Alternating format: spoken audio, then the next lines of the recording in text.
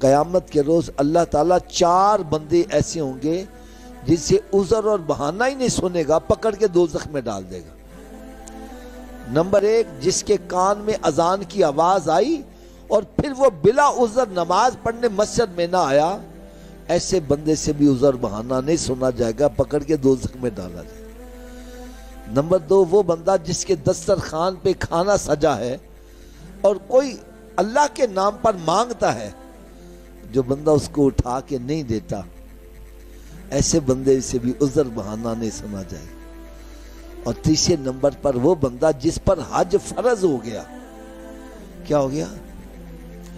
حج فرض ہو گیا اور پھر وہ بلا عذر حج کرنے نہیں گیا، موت آ گئی،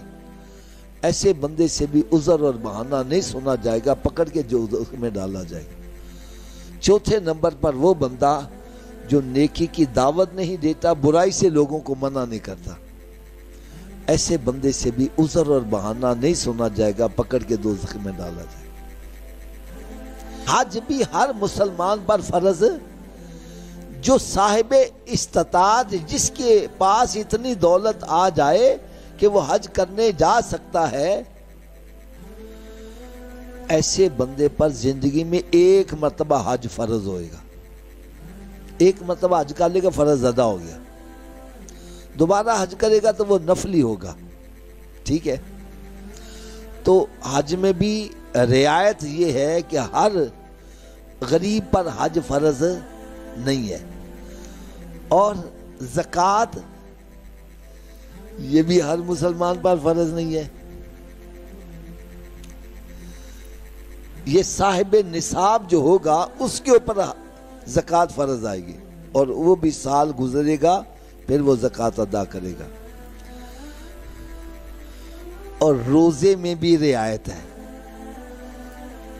رعایت کیا ہے؟ فَمَنْ كَانَ مِنْكُمْ مَرِيضًا أَوْ عَلَى سَفَرٍ فَعِدَّةٌ مِّنْ أَيَّامٍ أُخَرَ، کہ اگر تم مسافر ہو یا مریض ہو تو جتنے روزے تمہارے رمضان المبارک میں آئے اتنے روزے بعد میں رکھ لینا، اس میں بھی رعایت ہے۔ لیکن ایک نماز ایسی عبادت ہے، ایسی عبادت ہے، آپ سفر میں ہو تب بھی نماز معاف نہیں ہے، آپ بیمار ہو تب بھی نماز معاف نہیں ہے، کھڑے ہو کے نہیں پڑھ سکتے فرمایا بیٹھ کے پڑھو، بیٹھ کے نہیں پڑھ سکتے لیٹ کے پڑھو، لیٹ کے بھی نہیں پڑھ سکتے آنکھوں کے اشاروں سے نماز پڑھو، نماز معاف نہیں ہے۔ یار یہاں تک کہ گمسان کی جنگ ہو رہی ہے،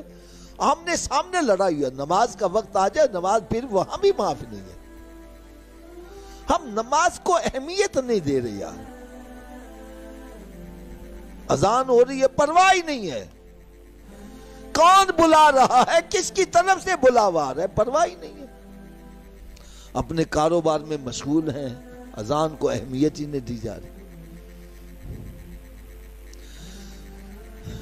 یاد رکھو، یہ میری بات توجہ سے سننا، یہ انسان کا بدن جو ہے نا، انسان کا بدن باڈی، اس میں سر بھی اسی باڈی کا حصہ ہے نا، ہاتھ بھی اسی باڈی کا حصہ ہے، پاؤں بھی اسی باڈی کا حصہ ہے، ہر ایک کا مقام علیحدہ علیحدہ ہے۔ آپ نے زندگی میں ایسے بندے دیکھے ہوں گے جن کی دونوں ٹانگیں کٹی ہیں پھر بھی وہ زندہ ہیں، دیکھیں گے نہیں کبھی؟ کئی ایسے بندے جن کے ہاتھ کٹے ہیں پھر بھی، کبھی کوئی ایسا بندہ دیکھا جس کا سر کٹا ہو پھر بھی زندہ ہو؟ فرمایا جس طرح انسان کی باڈی کے اندر سر کا مقام ہے، اسی طرح دین کے اندر نماز کا مقام ہے۔